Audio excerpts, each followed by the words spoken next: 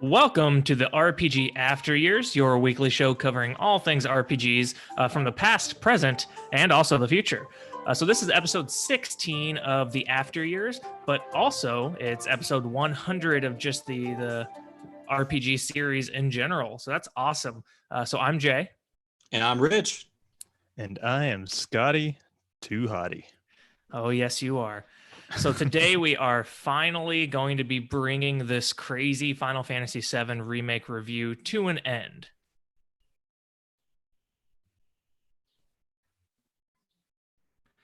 So with the catch-up out of the way, let's go hit some quick news articles. Hear ye, gather round for all your news. Stop your clatter and listen close. Alas, you won't believe your ears. Listen close for the news. All right. So Scott, you want to kick us off with some news? Sure thing. Basically, first of all, there was a fairly, not like a major RPG announcement this week, but like kind of a big deal for Nintendo fans anyway. A new Paper Mario was announced on Twitter by Nintendo, just like randomly, like Saturday morning or something. So you guys probably aren't like big Mario RPG fans, but I am. And as you know, well, you may not know. I don't know. The first two Paper Marios were fantastic games. Like I really love those. The third one I also like a lot, but a lot of people don't. And ever since then, Paper Mario has like just plummeted in quality, and a lot of people don't like it. But they just announced it randomly, and I watched the trailer. I watched some analyses. It looks okay, but maybe it's a little debatable whether it's a return to form yet. They made it less of an RPG after the second one, and they like oversimplified it for like Nintendo people. I guess you could say the kiddies. So I'm tentatively excited about it, but I'm going to be seeing how it goes. I think being tentative about anything Nintendo does right now is probably a good idea. Yeah. Agreed. Oh, well, this isn't really RPG news, but just recently they, I think yesterday, they announced that they weren't planning any kind of directs anytime soon. And they were like encouraging third-party developers, like, don't wait for us to make your announcements. That's pretty funny. Man, At least the COVID thing fucked us up. Yeah, it totally did. And speaking of that, our next news Are you kidding item, me? What are you kidding about? Oh, God, everything just froze on me. Calm down, Rich. Are you okay now? Nobody's Good. kidding you. Okay.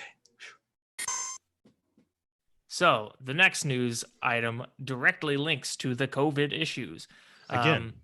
So for all of us Kingdom Hearts lovers, the Kingdom Hearts Dark Road mobile game, has been delayed.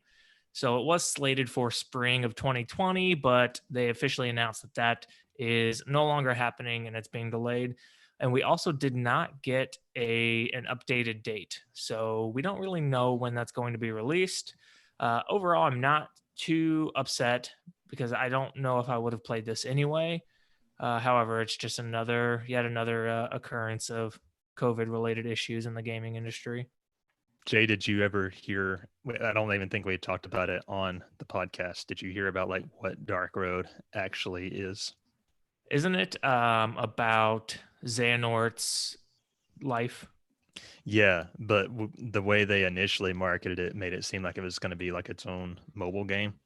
It's basically like a giant expansion to Union Cross. So all hype that Meh.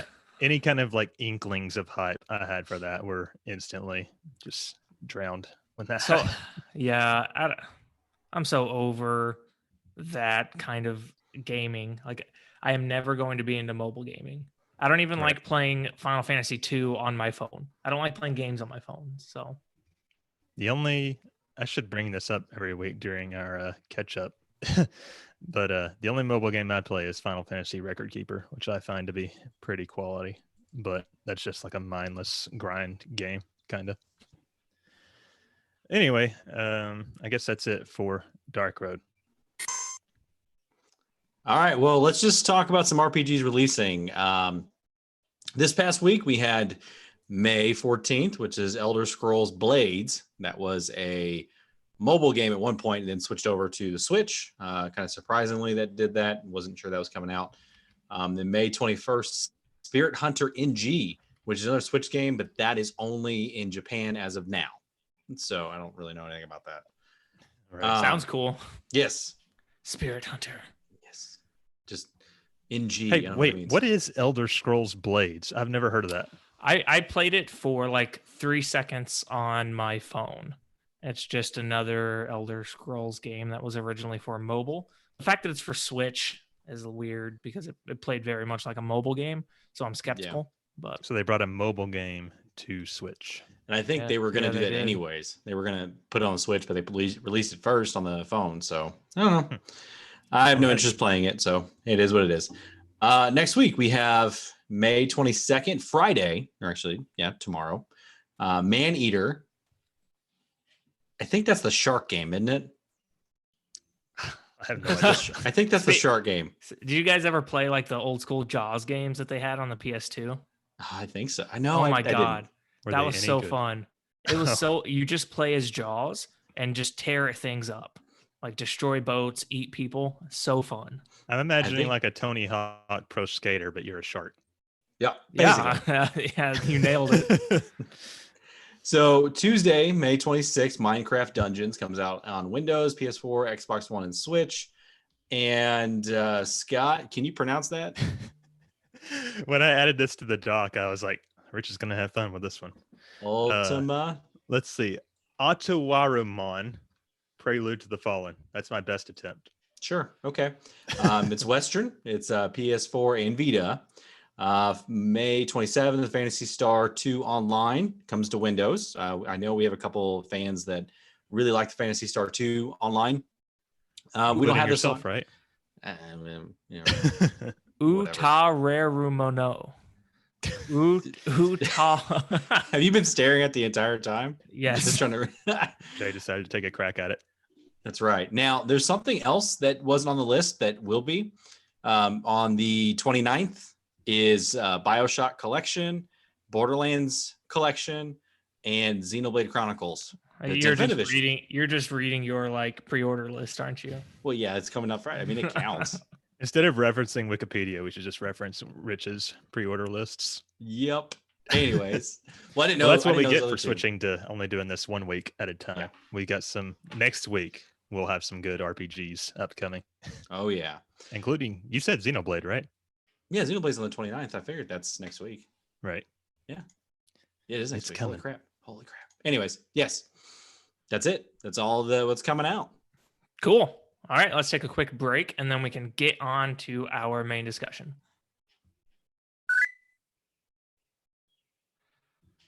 So we are back. Let's finish up this review and talk about the gameplay, graphics, sound, and our final scores.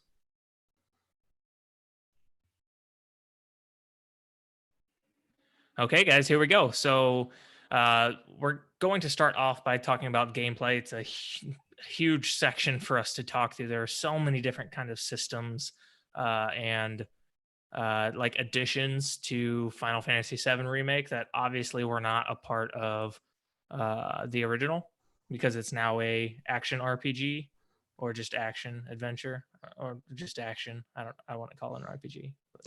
Real quick, years ago when they announced that Final Fantasy VII Remake was going to be an action RPG instead of a turn-based battle system. What were you guys' like reactions? I was pretty excited. I really like action adventure or action RPG or action adventure, whatever. Like I like Um, Kingdom Hearts. I knew you'd be okay with it because of the Kingdom Hearts stuff, but I was a little bit skeptical about it because I mean I really did like Final Fantasy 15 and that, but the combat was a little bit clunky in my opinion. I was worried about the transition between this one or from 15 to the FS7 remake, so I was just a little concerned.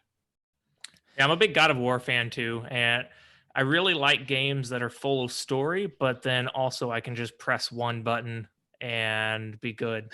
Just smashing one button and be good to Why go. does that not surprise me? I was like concerned too, like Rich said. It's like, well, I am not surprised by this at all because Square Enix does not make, AAA turn-based RPGs anymore. And I get that because like, you got to appeal to the masses when you're spending this much money making a game. But overall, I would say if they were going to go with an action RPG, this thing has kind of delivered in spades. Yeah, totally. So with the I guess we could probably just jump into the actual battle system. So it is a very kind of typical hold on, let me close my window, Rich. There you go. Is the bird gone? Good. Okay. So it does have a pretty stereotypical action RPG gameplay where you have an attack for like I'm drawing blanks. Okay, so you have the square if you're on the PlayStation to actually do the attacking, and then you have triangle to kind of transition between modes. Cloud to speak of modes, Cloud has his Punisher mode and his Operator mode. I think that's right. That's right. Yep. And that just kind of changes. I don't know, kind of changes stances. Did you guys figure out like what exactly the difference was between those two? I feel like I switched to the like Punisher mode to for battles that were like the douchebags that were like doing flips and stuff. Like it was a little more sporadic and randomly throwing his sword around. So what it's supposed to be is the operator mode is for building stagger and the Punisher mode is for dealing damage. But I found, kind of like you were saying, that unless an enemy was like flying or super agile, I just tried to stay in Punisher mode just because it dealt so much more damage. I feel like Punisher mode also built more built the stagger bar faster than the operator mode. Yeah. Yeah, I just tried to stay in Punisher mode. And plus those counters, like it was like the best way to take out some enemies or a lot of enemies actually. Yeah. Which you can only do in Punisher. So with the ability to transition between modes and who else did anybody else have the ability to have modes like that? I'm gonna be honest here. I pretty much played as Cloud unless they force you to play as somebody else. Well, I mean, you had Tifa. Tifa had her. You could basically press the triangle and it charges it, and then it charges it again, and then you have like two separate power moves after you charged it, and then Barrett had his overcharge. Oh yeah, I did. Tifa was actually pretty good. Tifa was the only one I never figured out how to use her triangle move effectively. You have to like the way that I saw it was that if you used it at the end of like a pretty killer combo, she did like a massive amount of damage. Yeah, but I think it was in conjunction with using her overpower skill or something like that. Yeah, it kind of levels up what the skill is as you use the charge or whatever. Yeah, but I knew that, but I could never be bothered to actually do it. So whenever I was using her in, whenever it was just her and Aerith, like she just freaking wrecked everybody. Like I was like, oh my gosh, like Tifa's better than Cloud. Like, that's actually, I do find Tifa to be like the easiest character to play as outside of Cloud. Maybe even better. Like she just wrecks shit without even trying, really. Oh yeah. Well, because she can go all over the place in those different like charged moves and stuff. So I also felt like she was better at actually hitting the aerial enemies when they came up. Like she just like zips right to them, kind of. Yeah. You asked about the triangle moves. Aerith was Tempest. It took me several chapters after getting her to actually figure out how that works. But like, Don't you just hold it? Yeah. You hold it, and then she sends out like a more powerful magic blast that builds stagger more. I found her to be mostly useless. Yep. See, I liked using her, but it is true that it was like special situations where I popped over to her. And then Barrett's was, go ahead. Yeah, I was just gonna say Barrett. He has the square for his regular gun shooting, and then triangle to like do a stronger gun blast. Yeah, but it has a cooldown. Then you can press it again to like charge it back up faster. Yep. So that worked pretty well. And then on top of all of that, you could dodge roll. Of course, as you leveled up, was it a materia that allowed Cloud to like roll and attack at the same time?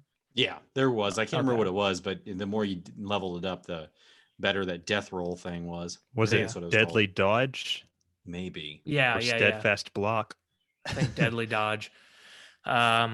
But with that, you also had magic and the ability to use potions, but all of that takes ATB. Is that what the terminology ATB in this one? Yeah. Okay. Which you always pretty much everything costs at least 1 bar. So if you don't have at least 1 bar of ATB, which it loads pretty fast. I never had any issues with not having enough ATB. But magic, using potions, all that junk takes ATB. And whenever you go to like pick a spell or a potion, like time slowed down. And I thought that was really cool. Oh yeah. So like when you hit any kind of button and your command menu comes up, everything, we saw this in like the initial, like not the reveal trailer, but the trailer where they first showed us how the game actually works. Everything slows down when you bring up the menu and it's like bullet time almost. That was really cool. But one thing worth talking about here, I think, is one big difference from FF15. In FF15, you could use items wherever, whenever, how often you wanted to. And unless you were playing on like the hardest difficulty or fighting some of the harder bosses, that made the game way too easy. This time with the fucking having to use ATB to use your items, it's like there are a lot of times where you feel like you are legitimately going to die. And I personally did die a lot. So you got to roll constantly. That's what I was doing. Running away. And blocking. Lots of blocking. Yeah. And then also using spells takes ATB. How did you guys feel about just the magic system in general? I thought it was better than every other magic system I've played in a Square Enix action RPG. Agreed. Definitely a big step up from the suckfest that was FF15. Yep, and I think it's better than everything that Kingdom Hearts has done as well. I think so too. I think they improved magic a lot between the last Kingdom Hearts and KH3, but this is definitely, I found myself using it a lot more. One thing I noticed in hard mode, we'll talk about this later, but in hard mode, it's a lot harder to imagine that. Oh my to God. Gain MP, because one of the things about that is there's not a whole lot of ways to regain MP. And so when I was struggling against bosses, a lot of the advice that people gave me was like, don't use the Thundagas, don't use the Fire Agas, use fire and thunder, because you're conserving MP, and the main purpose of the magic is to apparently stagger enemies if they have a weakness. So I thought that was really interesting too. What about the summons? How did you feel about that, Rich? So the summons myself, I mean, I personally really liked it. When I pre-ordered the game, I got Cactar and the Chocobo chick one. Same. Useless. Yeah, more or less. It works well for like the first couple chapters until you get Ifrit, and then you never want to use them again. Yeah, which is weird. I also, when I pre-ordered the game, I was supposed to get Carbuncle. The code I got never worked. So I'm a little bummed by that. Yeah. I thought you had to like pre-order them from different spot. I thought you had to get like the super special edition to get Carbuncle. No, I thought you got it no matter what. Well, anyways, so I'm a little bummed by that, but I'm sure they'll release it eventually. But the only good ones, anyway. The only good one was Leviathan and Ifrit. Shiva was actually pretty good too. So the main three, Ifrit, Shiva, and Leviathan, I did not get Bahamut. So I don't know. I only got Ifrit, by the way. Oh yeah, because in order to get more summons after that, you have to do like Chadley's challenges or Screw whatever. Chadley. I can't believe we never talked about Chadley during the story segment. Because he's not part of the story. Yeah. So I did get Bahamut, and he's okay, but I didn't find him particularly more useful than any of the others. I didn't find them really useful in general. The summons, I feel like they rarely did a lot of damage, and they were just more for like aggro, show. you know. Well, and then you can think about it too. So you've got in 15, you could only use the summons in certain spots, and it only showed up when you're about to die. This is not like your old Final Fantasies where, oh, I got a summon, I'm going to summon them. That's it. So I miss that. I do miss that I have the control to summon anything I want to. Well, it's sort of like that, right? Because in this time, the summons only show up in like scripted battles as well, or the sort meter of that lets you use them. Another, but I want to do it. Yeah. Another kind of annoying thing is that you can't always, depending on which battle you're in, use all the summons. Like I can't remember what I was playing last night. Oh, I was playing the Deep Ground chapter last night and fighting the unknown entity or whatever. And then they was going to let me summon, and I was kind of on the ropes, and I was like, all right, let me summon Leviathan or Bahamut, the best ones. And nope, not an option. So I guess it just depends on the environment or whatever. Interesting. Maybe. I wonder if it's probably like they probably found a bug with like the models for Bahamut, and they're like, oh man, I have no idea how to fix this. We can't redesign this entire room. Yeah, just take them off the list. That wouldn't surprise me. There's also limit breaks. Screw limit breaks, man. When they work, they work. But oh yeah, this may be my biggest complaint about the battle system. We talked about this last week, I think, but usually boss battles have like this threshold. I guess it's based on where their HP's at. And when you reach that point in the threshold, there's like a little cutscene showing the boss like, oh, I'm mad now, and goes into like phase 2 or whatever. But it also resets their stagger gauge. And the fucking limit breaks, you want to use those when the bosses are staggered to do the most amount of damage possible. But you don't know when the cutscene's going to happen. And so we ended up, I think this is a common problem, we all ended up like almost wasting our limit breaks, kind of. Not almost. I absolutely wasted my limit break in like pretty much every single boss battle. And they don't charge fast either. No. And so they charge fast whenever you're getting shot in the face. You're getting your ass kicked, yeah. Yeah. In that battle with Aerith and Barrett, where they have to team up against the like big dildozer, I was constantly getting my limit gauge filled because they were he was just destroying me. But yeah, anytime I wanted to use Cloud's limit break, it seemed like, oh, cutscene, never mind. I just wasted it. Yeah. I had no problem. So is there anything else directly about what happens in battles that we didn't already talk about? I'm trying to think of the different mechanics. Well, skills. I did. There are skills like Cloud's Braver and stuff like that. It's similar in using items and magic. Yeah. So then overall, how did you guys feel about the battle system?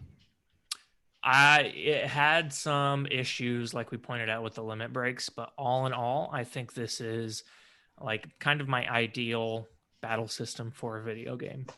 It was pretty fluid too. I mean, you can go from operator as soon as you're done with that, little switch over to Punisher real fast, and then hit with a ATB combo. Like it's really fluid on all that. Yeah, especially I think I pointed this out whenever we were talking about the story, but a lot of the boss battles are incredibly fluid. The way it is able to take your controlling of Cloud and like feed that into how the boss is reacting to you. It kind of blew my mind how fluid they were able to make it. Yeah, I mean, these boss battles are amazing. And, like I said, I was apprehensive when they announced that it was going to be an action RPG, which didn't surprise me. But this seems like the perfect compromise, or like the perfect blend between, an ATB turn-based RPG and an action RPG thing. Because, like, Oh, did you guys ever use the shortcuts a lot? Or Nope. okay, I'm glad it's not just me because I couldn't be bothered. I just like paused and like went through the menus every time. So it was almost kind of like, playing a turn-based RPG in some ways. Yeah. Plus, it's a little break though, because like you're so fast paced in what you're doing, and that little quick second of a break lets your brain catch up to what you're doing. Like, okay, I need to do this real fast. So that's what I enjoyed about that part. Yeah, I gotta say, I think they really, really nailed it. Given everything that they had to try and accomplish with this battle system, I applaud them really, because they were able to create a system that it seemed like they learned from their mistakes of 15 and they applied that to this remake. yeah. So moving on from the battle system, then just in general, moving around outside of battle. Rich, you're the one that loves FF15, which had an open world. This one was closer to 13, although I personally feel they did a good job making it seem less linear than 13 was. But what do you think? So with that, it seems like they took the big scope of 15, and it's an open world, and tricked everybody into that linear fashion of 13. Like I've seen so many people talk about it like, oh my God, if you like this game, you would actually love 13, or 13 was not as bad as you thought it was. I really liked it because it kept you going in that right direction, but still gave you enough of that freedom to walk around and do stuff. I mean, you had those side quests that you can do that we all know Jay did not do, but you still got them in there. So you could do if you wanted. So yeah, for me, it was very much on rails, but because I played it as if it were just on rails. So I think they did a really good job of creating this this world, this Midgar. Like, I don't think an open world Midgar would have worked, because it's just not how the story was told. It's not like Midgar was never meant to be like an open world. Like, I'm really curious how they're going to handle the next like as the world opens up with them leaving Midgar. I'm wondering if there's going to be a trade-off there. Yeah, because there was really only like 2 or 3 new areas, right? And then those areas were kind of on the smaller side. I think so. I think even though it wasn't traditional open world, I think they were able to pack in a lot of content and a lot of really beautiful scenery that just made it a really good experience. The problem with 15, they say it's open world, but there is so little in that world that it might as well just be on rails. Yeah, it's pretty to look at. Yeah, well, yeah. And takes you forever to get in the car and drive to where you need to go. That's the 15 is pretty much a game on rails with just a lot more traveling. Unless you do all the side quests, and then that's only like another 20 hours. Yeah, side quests of go here, give me this item, bring it back. I think that's a good segue into the side quests. Jay, you're not allowed to talk during this part. But okay. Hey, I did like 1 or 2. What did you think about him, Rich? Side quests were not too fetch questy for my taste, so that's good. They actually brought story into it, kind of built on it. The one that stands out to me was the Angel of the Slums, where you go through and hearing about this lady that's stealing from the rich and has a real Robin Hood feel. And then once you get to the end of it, spoiler alert, it's the old lady. Yeah, I mean, that was awesome. What old lady? You would know. It's Pearl, not Marl. Merle? It's not Marl. It's okay. I don't even think if you had done the side quest, you wouldn't even meet her in the main story. Correct, yeah. But she's like a squat, like you're a Harry Potter fan. So remember, like she's kind of like Professor Sprout, kind of would be the best way I can think to describe her. But she is like badass. She takes no prisoners, and she's so. One thing that I really, from hearing you guys talk about it and all the spoilers and content that I've read, it seems like the side quests in this game like are world building, not just boring content. And from what you guys have also told me, the side quests and how many you do affect the like what scenes you get and whatnot. Mm-hmm. There's not that many like main story scenes it affects, but it does affect like which affection scene you get and like what dresses you get during the wall market chapter and stuff like that. And there Uh, wasn't a lot of them. You guys remember I got Barrett. I got the Barrett affection You're scene. right. But there's like, and on top of that, there's not that many of them. There's like No. what, between 20 and 30, if that. I think it's like 22, I think. Yeah. Which is good. I mean, this size of a game, it took me 37 hours to do. I mean, that's not bad. I remember Compared during to- our Fetch Quest episode that we did like a month ago or whatever, we Mhm. talked about how the remake is totally going to be just like FF15, doing the hunts and going from point A to point B. Yep. I Thank won't say God they that this didn't. is like Witcher levels or like was like fantastic or anything, but I was pleasantly surprised and I like kind of enjoyed doing the side quests. Yeah, they weren't as bad. They weren't very walk heavy and go clear across Midgard to do things. It was more about this is the story, you're going to build on it, and this is the end result, and that's it. And there's only specific parts of the game. There's like what 3 chapters where there are side quests, and then Yeah. you don't have to worry about it during the rest of the game. Yep. So, and then it even tells you by the end of chapter 14 or so, I can't remember, before you go up to the Shinra building, it tells you like, this is your last chance. Do this now or you don't do it at all. So Yeah, they always Good time. gave you warnings or like little hints where Aerith is like, "Are you sure you want to go do this? There's kids." Right. And I'm like, "Yeah, I don't care. It's time to go." Jay's like, no, screw your kids. One thing I wanted to mention real quick. So there has been some criticism about, you guys know, while you're running around Midgard, there's a lot of like little segments where you're like squeezing between cracks or ducking under rubble. And that is pretty clearly meant to disguise loading of the area beyond. Oh, yeah. And people have I've seen a lot of complaints like just criticizing how many there are and how obvious it is that's what's happening behind the scenes. What do you guys think about that? It's not a complaint that I have. I did not recognize it. So I was pretty annoyed with like the idea of like, oh, Cloud, climb over this, or like go climb up these 15 ladders in order to like climb over some monkey bars instead of climbing over this tractor. It's Right. like, so that kind of annoyed me, but the idea of those existing to mask loading, I never caught on to that. Neither did I. I mean, I knew that's what they were there for because I saw some article clippings of it, but I mean, who cares? And is it as massive loading times as FS15? No. Final Fantasy 15 was so bad with that. That was one of the biggest complaints I had with that game, was that it just took so long to load stuff. I this don't even remember waiting for loading. I was about to say the this same game. thing. Like, other than when you first load up your file, can't remember loading screens. Yeah, there must so- not No. be. So while people are complaining, I applaud them for finding a fluid way to load assets. Yeah. There was not even a loading time between chapters. I mean, you're literally walking through things, and all of a sudden, once you're done with that specific area, it goes to chapter 14 or 13. You're like, oh, okay. Complete. Yeah, no idea. You're like, okay. Before we move on to the next point, one thing I just thought of that is one of my complaints about the battle system. Sorry to go back there. But so you can only control Cloud outside of battle, right? Unless you're at a specific point in the story where it lets you control Tifa or Aerith or Barrett.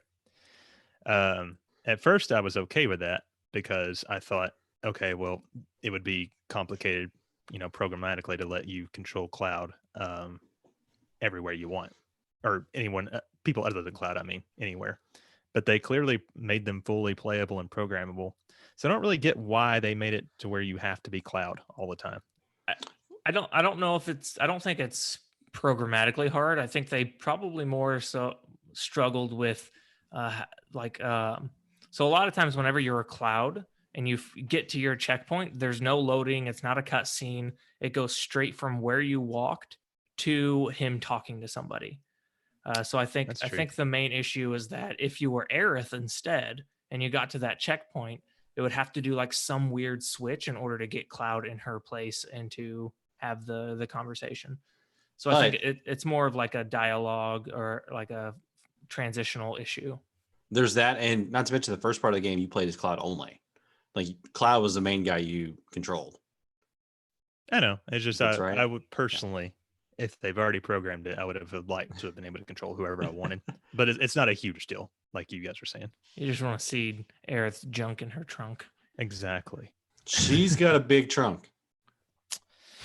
I'm trying to see what else about the gameplay we need to talk about here. Did you guys like the combat simulators in the Colosseums? I thought Yeah. that was a neat little addition. I didn't Yeah. spend a lot of time into it, but I thought it was a cool way to add in some gameplay time. Well, you got extra stuff if you did those Coliseum battles, different limit breaks, some different items, increased stats on a few things. But I mean, overall, the Coliseum battles and the combat simulators were pretty fun. I mean, if somebody really likes that combat and they want to keep playing that part of it, then yeah, I thought it was pretty nicely done. I did all the Coliseum matches on my normal run, and in my hard run now. But when I got to the combat simulator, I did like a couple of them, and I was like, Jesus, this is fucking hard. And you're in the Shinra building at that point. You just want to see the rest of the story. So I just moved on past it. Yep. Although I did have to do a couple more of those to get Bahamut, I think. And in the same vein, there were a handful of mini games. So most of the mini games I think we covered whenever we talked about the story. I had a hard time. So right off the gate, most of the mini games that existed in the original are also in this game, like the lever pulling and the button smashing, And the squats. And the squats. All in all, yeah, I think they were fun little mini games, but I wasn't overly impressed. I thought that sneaking out of Aerith's house was a big pain in the butt.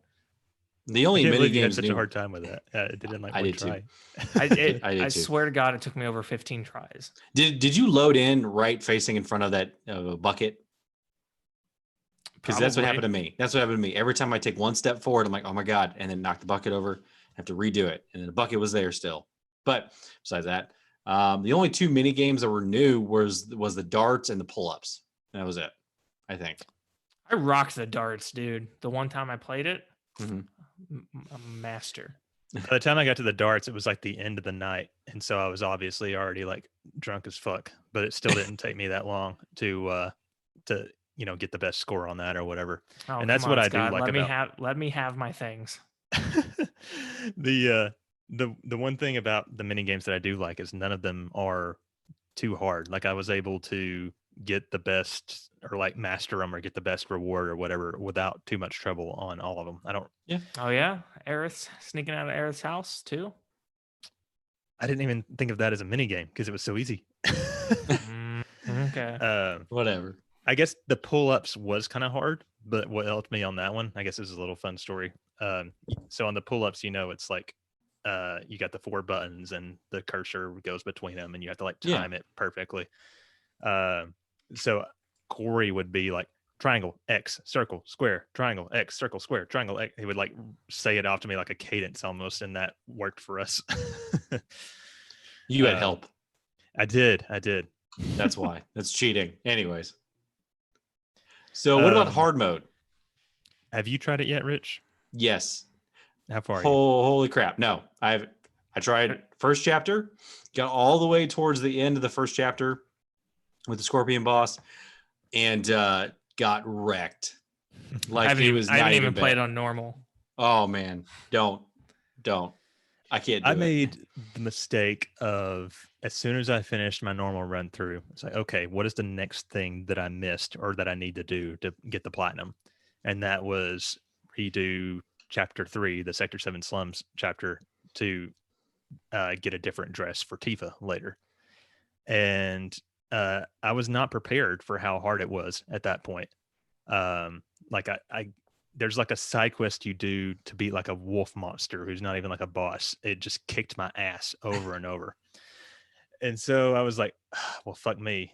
And then went to grind back in normal mode, got all the way to like level 50 and started from the very beginning.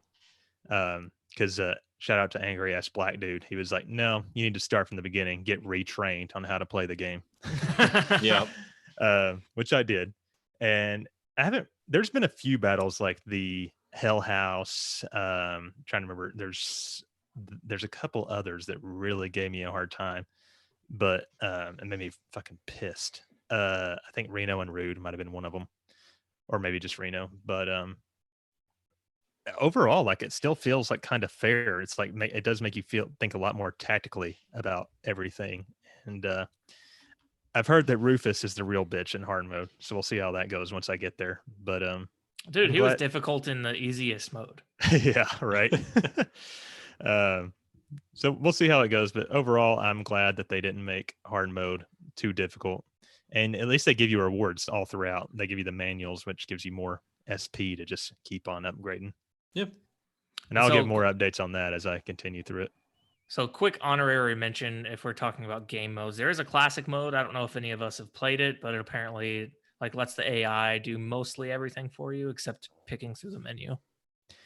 Yeah, I never actually tried it, just because I heard a lot of people saying it was just a very, very easy mode, or like it was pure just shit, not worth playing. I kind of wish that I had at least given it a go, just to like so I could talk about it. But you never wait, didn't you say you tried it once, Rich, in the demo? No, I didn't get a chance to. My brother did. Oh yeah, He wasn't really a fan. He's like, it's not true classic mode. So no, I'm good. I don't want to try that. I mean, I may once after I do the hard mode, just be like, oh, I need something easy. yeah. So yeah, no. Well, is there anything else about the gameplay and something we skipped or? No. I think we can probably move on. We talked about the game. I think through our story, 3 episodes of talking about the story, we kind of nailed pretty much every topic as well. Right. Yeah. Okay. Well, do we want to go on to the ratings then? Yeah, let's do it.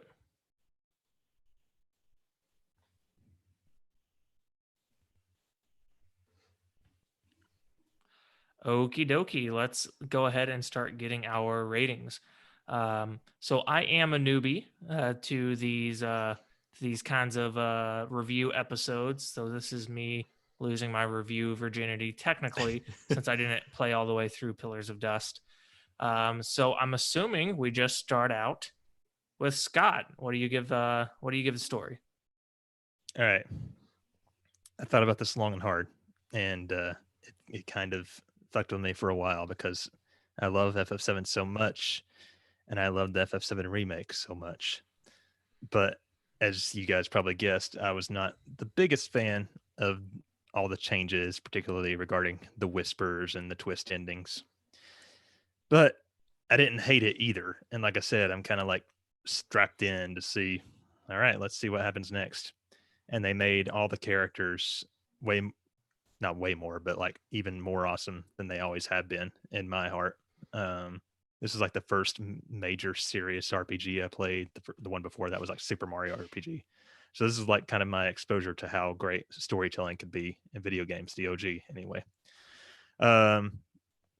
So I'm going to give it an 8. I really loved it, but I didn't love the changes. I may retroactively go back on that once we see what they have in store for us in part 7, but Part 7. An 8, so low. I'm gonna give it a 10. oh shit.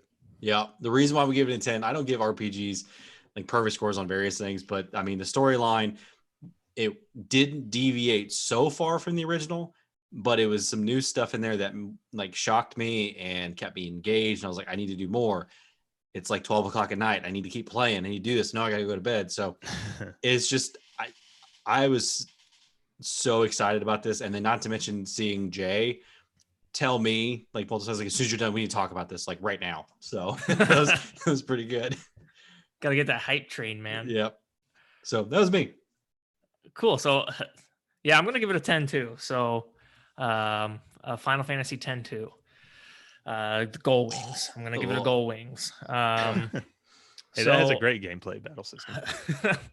So I don't know, man. I don't have that that connection or that fond of memories of the original. Like I think it's a great game, and it does have a special place in my heart. But I didn't play it for the first time until I was well into my teens, and by then, by the time I beat it, I was like, I don't really understand what's going on. I had to do a ton of research to really understand what's going on.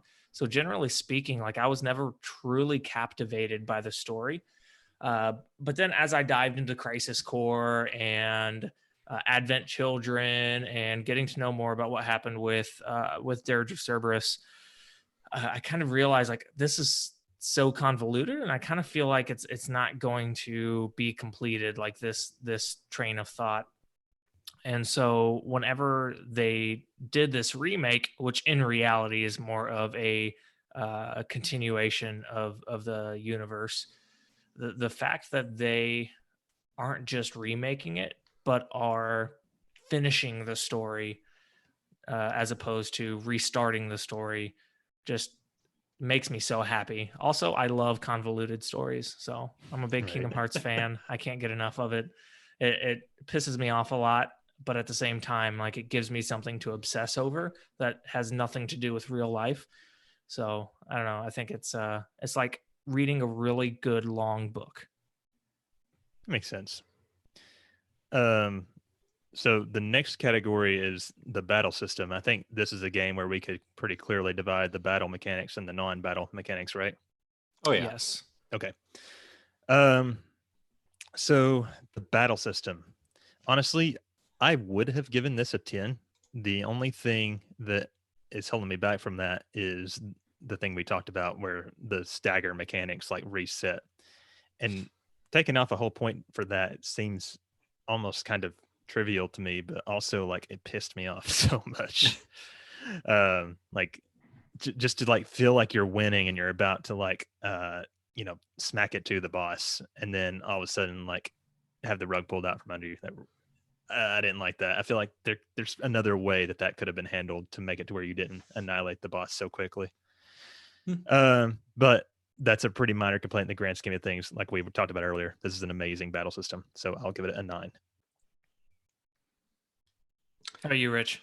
All right, so I'm gonna mirror Scott's opinions on that with 9. My scores of 9 on this because it was such a good battle system. It was very fluid. It had a lot of great feel to switching characters and doing the combat through it. I mean, I remember myself, I don't know if you guys do this yourself, but like when you're getting ready to do these massive damage blows to these bosses or anything, you say in the back of your head, I'm like, you're mine, you son of a bitch.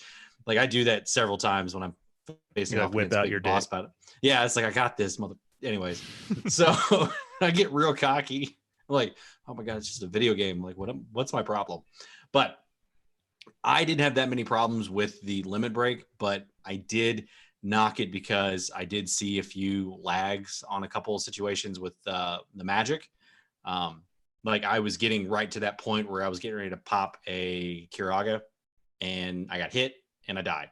So yeah, getting I your had that spells problem. interrupted sucks ass too. Yeah, that bothers me a little bit. Like right when Cloud just pops his hand up and gets ready to cast it and he gets killed, that bothered me. So that's my 1 point. I'm gonna knock on that. Cool. So I'm gonna give it a 9 too, and that stems from me not liking the summons and thinking that they were kind of trash, and then also the stagger limit break pain in the ass. Yeah, that makes sense. So then the next category is non-combat mechanics. It's a little hard in this game because I guess non-combat would be just the mini games and roaming around in the side quest. And I think that we totally glossed over the weapon upgrade system. We won't go back now, but I didn't really get the weapon upgrade system that much. Actually, I made Corey do it all, so I never had to learn. He lives for that stuff. He loves like fucking around in the menus and shit. Well, I mean, it's just felt like Final Fantasy 13's Crystarium system. So there's not really much of a change to it. I mean, you just see the stats. You want to do those stats, you upgrade that. And that's it. So I know it's not my time to talk yet, Scott. So I'm sorry I'm stealing Go your ahead. thunder, but I did not really pay attention to I used the Buster Sword the whole time. I didn't pay attention to the weapon upgrade system, and I barely paid attention to materia, and it kind of felt like a chore every time I went to go do it. I still have not felt as like happy with a stat system as I have with Final Fantasy X. Like I think the sphere grid is probably like I haven't found anything as simple yet customizable as that. That makes sense to me. The 13, the Crystarium, was basically the sphere grid, except it took away all your choice until it didn't matter anymore. Like you were too far into it. The choice is what I wanted. But the sphere grid doesn't give you that much choice either, but it gave you the illusion of choice, or at least the North American version of it. Well, you could kind of like if you didn't want Titus to learn black magic stuff, instead of hopping over to Lulu's grid, you can go hop over to Orin's grid and start learning the stuff that Orin had.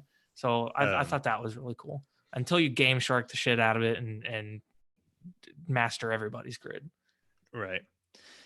I can't think of any real complaints that I have about the non-combat mechanics. Like everything works pretty fluidly. Yes, there are lots of transitions going between cliffs and under things and so on.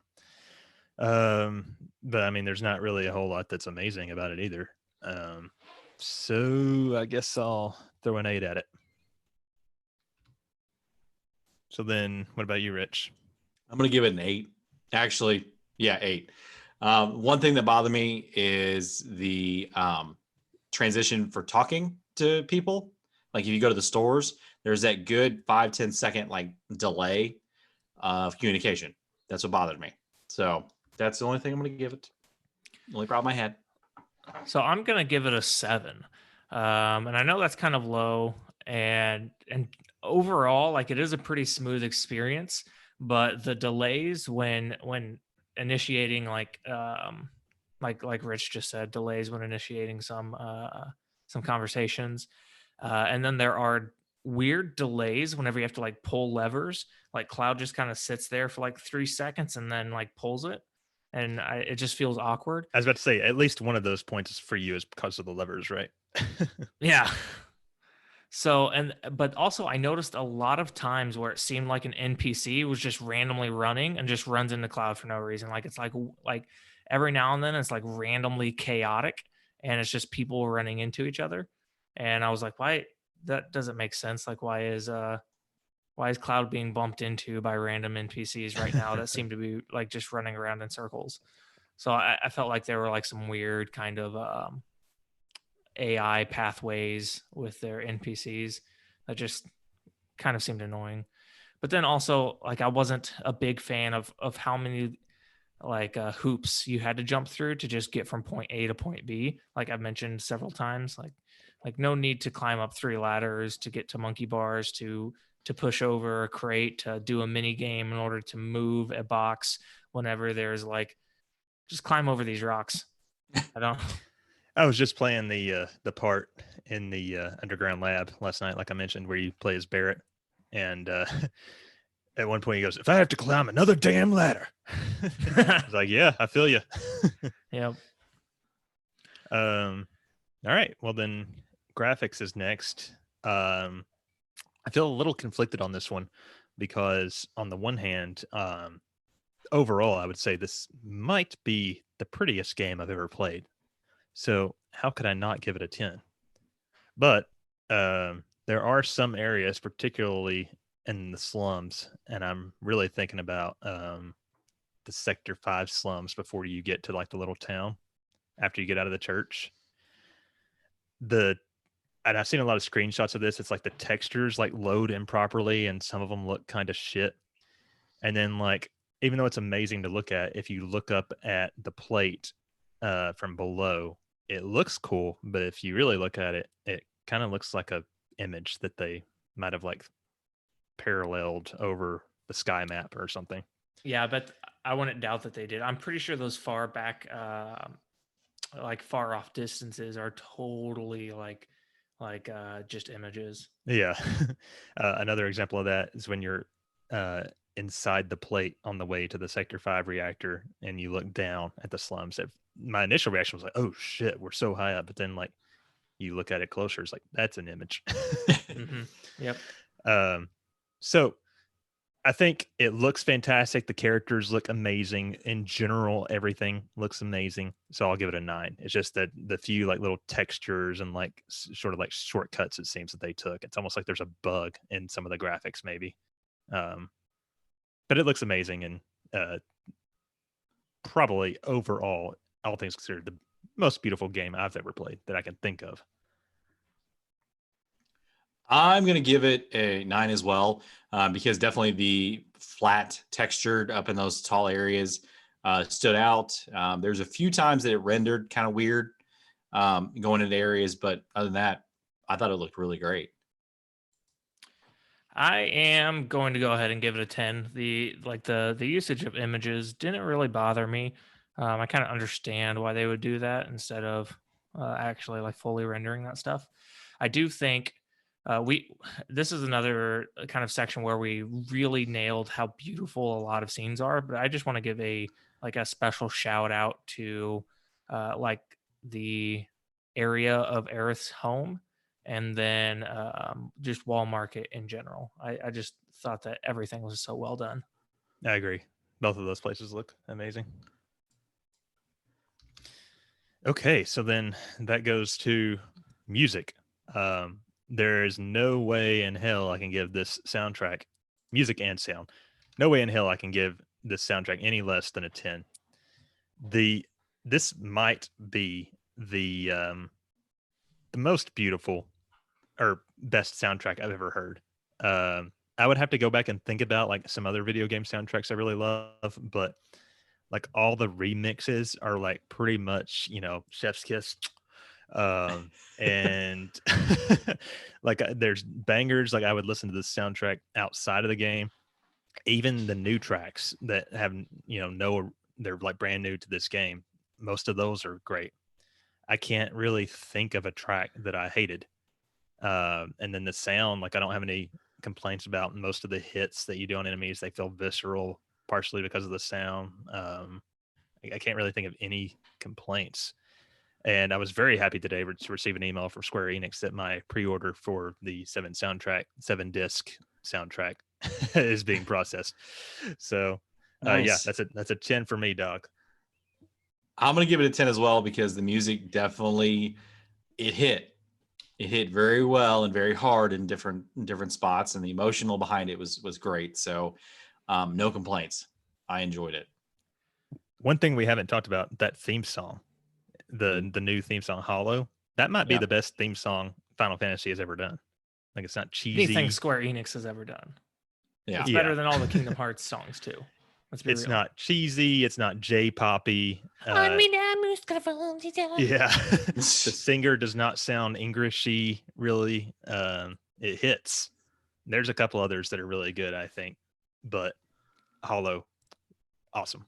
Yep. Dude, so I wish I could give this more than a 10. And I don't just mean Same. the music, because the music is amazing. Like the modernized renditions of all of Uematsu's like original soundtracks, awesome.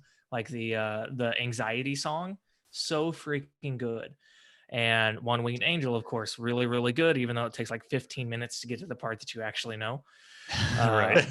But I listened to that too. I also think the general sounds of the game and the way that they incorporated the music into like peak emotional times was the best I've ever seen in a video game.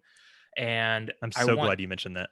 I want to specifically point out the ending, the way that they ended the game and then went into the theme song, the Hollow theme song, gave me goosebumps. Like the way they end it with Aerith's sentence straight into that song, easily the best ending and transition to credits that I have ever seen in a game. Mm-hmm. And like you said, the whole like how it switches between cutscenes and battles and like roaming. That's the reason the fucking Midgar took 7 discs of music. It's because there's like 5 variations of every track. I also liked in the Colosseum. So you never really have the traditional like victory music, but every now and then you get Barrett with a dun dun dun dun dun dun dun Yeah. dun, dun. I thought Um, that was pretty funny. yeah, it's funny every time, even if you hear it like 3 times in an hour. And it's funny that Barrett does it because, like, at this point, I think they've done a really good job of building up Barrett as like a really likable dude who just puts on a facade. And I think just having him do that sound is really neat. Oh yeah. Yeah. Oh, there's one more category. This is the bonus category that does not count towards the final score. Final boss. Are we considering the final boss just Sephiroth, or is it also the Whispers? Oh, it's got to be Sephiroth. Yeah, he is technically the final boss. Because I'm pretty sure he's technically the final boss because I think he is the Whisperers manifesting into Sephiroth, but then Sephiroth actually shows up the second time. Yeah. So I'll go ahead and throw my score. I'll probably give it a 10. I think Sephiroth is dope, and I think all of it's dope. I do, like you've said, I fear maybe they blew their load a little too early. That's But what I thought. but yeah, I got hit with so many feels during that entire Sephiroth battle. Like it reminded me of like watching Advent Children for the first time, like everything that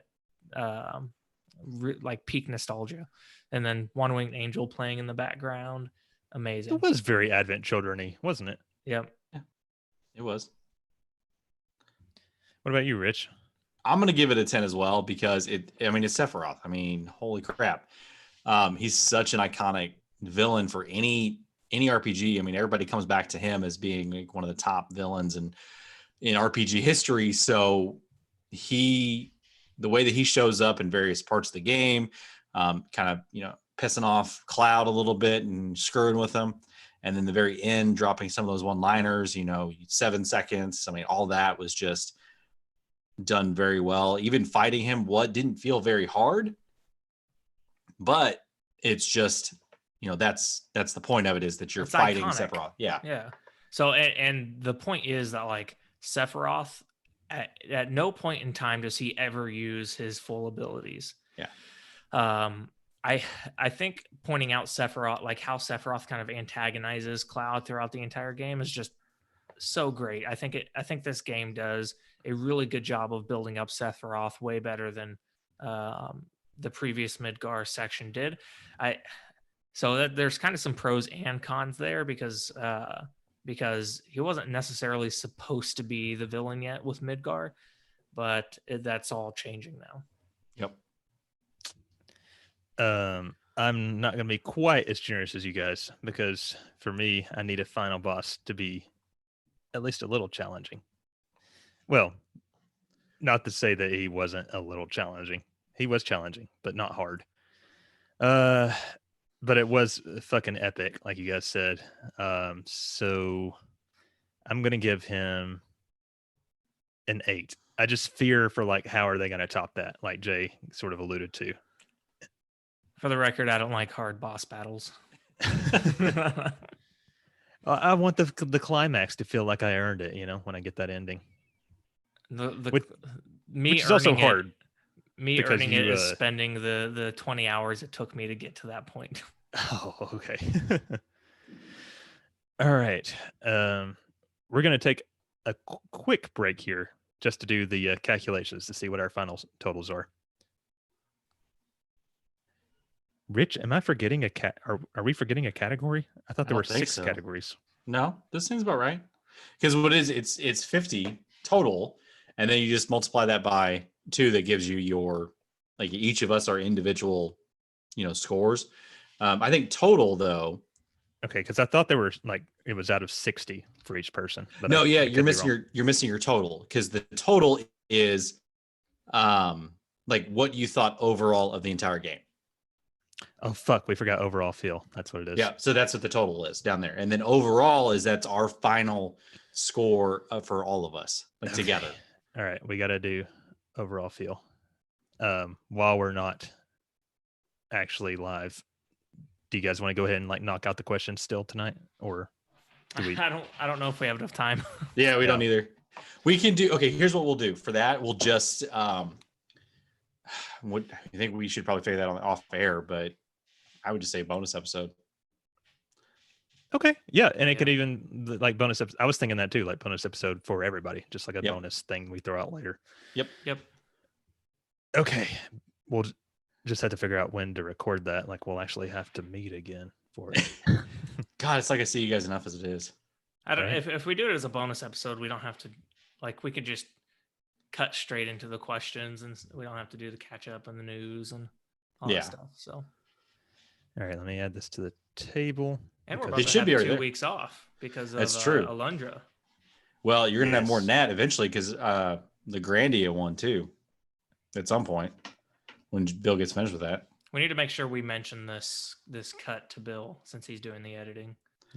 Sorry, it's hard to do math and podcast at the same time. Well, As- I thought we had totals because subtotals is that, and then you get your totals, which is what we all individually think of, or no, Totals Wait, is the times 2, right? gotcha. I think so. Yeah, you're right, or whatever it is to do the math on it. Just There's 6 categories. We all have Okay. a score out of 60. yes. You add those 3 scores together, average it. Mm-hmm. No, you have to do more math than that. Fuck. Why do we do this much math? This is crazy talk. All right, let's This go is ahead and Bill. record the overall feel section, and then I'll Math is hard. we'll take another quick break to actually do the math. Yep. Yeah, I was looking at the math and it's like 44 out of 60. I feel better about that than. Okay, here we go. 5, 4, 3, 2, 1. And that brings us to overall feel, which is just how we felt about the game overall. You know, I may have had my complaints, but this is a fucking fantastic remake of at least the Midgar section. It's not a remake. Right. I'm towards the end of my hard mode playthrough, but I have over 90 hours in this game already. Holy My crap! God. Yeah. And not a lot of that was like banging my head against the wall trying to beat, the fucking bosses in hard mode. So I've really enjoyed it. I loved seeing all these characters. Despite its flaws, this is an amazing video game. Maybe my game of the generation. I'd have to go back and think. But I'm giving the overall feel of the game a 10. I loved it. So what about you, Rich? 10. Sorry, I mean I'm not going to go too much detail on it, but that it's just amazing. The game is itself, the overall, it exceeded my expectations. Yeah, I'm gonna give it a 10 too. Goal wings. Hashtag. Again. So yeah, I don't know how to express how much I really enjoyed this game despite all of the like potential flaws that it had. This is the best game Square Enix has put out in a decade. Easily. Agreed. Yeah, I really enjoyed Kingdom Hearts 3, but I think this is a step above that.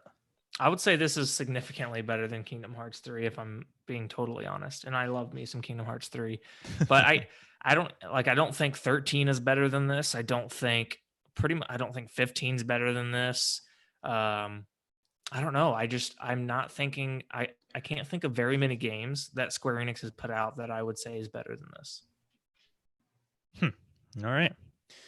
Well, guys, give us a second while we calculate our final RPG After Years score. I needed another second. I wish you guys had talked for. Well, I another mean, we could second or talk two. some more. Yeah, we could talk some more. Wow, my What? total was a 90. What's the math here? How are we doing the math? I'm converting it to out of 100 since there are 6 categories. It's very hard to do this live. It's a problem. Bill Without it Bill being hated awkward. that. Bill hated that. So Oops, I gave Rich a 50. You gave it a 56, Rich? I'm just kidding. No. you didn't. 93.3 is what I gave it. Oh, so you do. I'm sorry. How do you math this? It's just 56 divided by 60. So you gave the same thing. You gave 93. 93.3. 93.3. Yep. And then you just average R2 scores out, or R3 scores out, and that's what the RPG After Years gives it. And I think we just round. So you guys Yeah. give it 93s. Yep. 93. So 2 93s Plus 90 And- divided by 3. plus 90 92. We should automate this. by 3. Make a Yeah. bot for us, Jay. We need a web app to just plug in our scores in a table. So yeah, 92. Just making sure. Double checking my math. How dare you? I'd be offended. I'm a banker. You got 92? Actually, yeah, I got so 94. How did you get what? How? Dude, 90. What? That doesn't make sense. No, 93 plus 93 plus 90 divided by 3 is your average, 92. Your average can never be higher than the highest number in your averaging. Yeah, so how did that happen? I don't know. That's just Okay, I got weird. 92 that time. Sorry. Okay, back to it. Sorry, guys. I think about died. Okay, so the Jay, do you want to tell us the final score here? Our final score for the Final Fantasy VII continuation is 92 out of 100. That is an A minus. I think so. Yeah. Not to mention that's probably the highest game that we have rated on that we've done. It's the highest one on the RPGs. That's because you guys play terrible games. No shit. It's all Bill's fault. Actually, I'm always surprised when I do one of these reviews because I feel like I go into it like really liking the game, and then by the time I like suss out my thoughts on each category and add them up, it's always like an 80, low 80s or like high 70s. I'm like, oh, I thought I liked the game more than that. Yeah, nothing's perfect. I think that just goes to show that the 7 remake is something special. Yep. 7 continuation, as Jay said. I think we can you can give a game like kind of lower scores but still enjoy it. You know, beauty is in the eyes of the beholder. Right.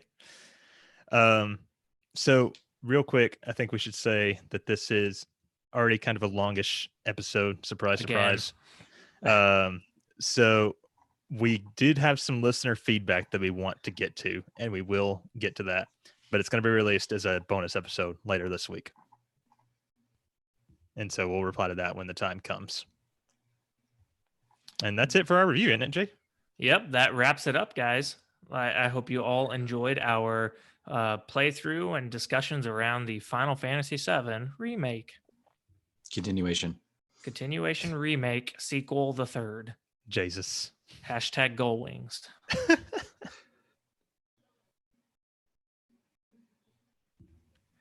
Alrighty. So what do we got going on next week, Rich? Well, next week is the long-awaited part 1 of the Alundra review. I mean, this is probably the first time in a while we've had back-to-back-to-back reviews, so that's kind of awesome. The guys will not be around. It will just be myself and Bill and a special guest. Jay and I are going to take like a vacation to like a beach in Maui, and just like we're going to have our margaritas kicked back on the beach. Yep. I You wish, guys need man. it. Awesome. So quick reminder, the material lockdown is still going on and is going on until the beginning of July. So if you want more information about that, go to materiallockdown.com. And now we'll launch into our plugs. How can people help us the most, Rich? They can rate and review us very kindly. Thank you very much. Sorry, you could rate and review us at any of your podcasting services, Apple, iTunes, Google Play, Stitcher, Spotify, wherever you want to do that and rate and review us. Please give us 5 stars. We'd really appreciate that. Or give us your honest feedback. We definitely like to take that to heart and make some changes if we need to, if we see necessary. But that's where you can do it. Yep. And don't forget that we do have a pretty wicked Patreon out there. Shout out and some love to all of our patrons. So with that, you can get some early episode access, ad-free episodes. You can participate in live video versions that we mostly try to do every episode pending technical difficulties. We do have bonus episodes like the Aftercast, and there are some extra not RPG reviews that are out there thanks to Scott and Corey's video game addiction. And there's plenty more after that too. So you can also email us if you want to send us any questions or things you would like us to talk about on an episode or feedback or anything like that. Our email address is rpgafteryears@gmail.com. We would appreciate hearing from you guys. Yep. And with all of the rating and reviewing and emailing feedback, I just wanted to quickly mention that we did get a review that we are taking seriously around our very lengthy episodes. So know that we are trying to tame ourselves. We are very wordy individuals, unfortunately. We're just so passionate. It may Yeah. not be something that we can alleviate just because we love talking. But we are taking this criticism. We're of course taking it well, and we are going to be attempting to apply it and improve the podcast any way that we can. And with that, you can also hit us up on Twitter. So you can find the show at RPG Years. You can find me at JAY Hizzle. Don't at me because I won't respond because I'm not on Twitter. And you can find me at the Scott Spot. And you can find me at HailBlue1569. I will actually respond to you. And you can find Bill, if you really want to, at Matunica. Yeah.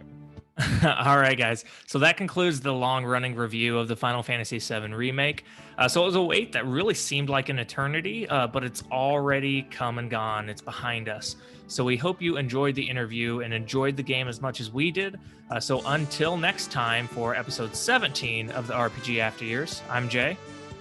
I'm Scott. And I am Ricardo Montana. Toodaloo, buckaroos. Later, Bye. guys. Hashtag Go Wings.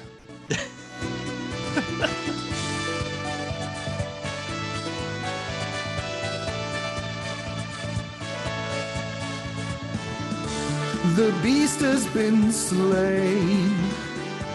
The world has been saved. Our heroes are basking in the after years. They rest in the tavern for all to hear the tale of how they banish their fear. Revel in the peace that reigns through the land. All will know it was by our heroes' hands. Here in the after years. Here in the RPG after years. Here in the RPG after years.